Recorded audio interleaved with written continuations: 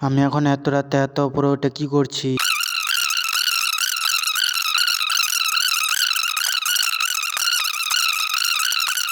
A few moments later.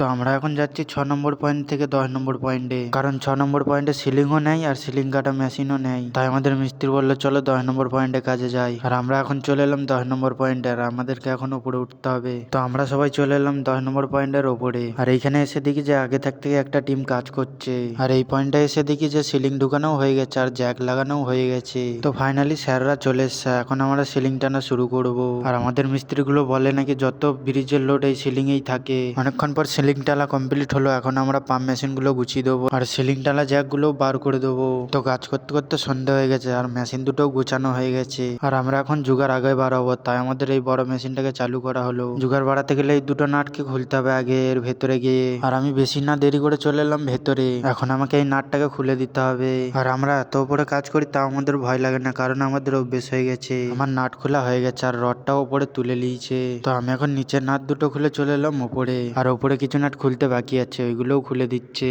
তো সব nut খোলা হয়ে গেছে আর জোগাড় বাড়ানো শুরু করে দিয়েছে।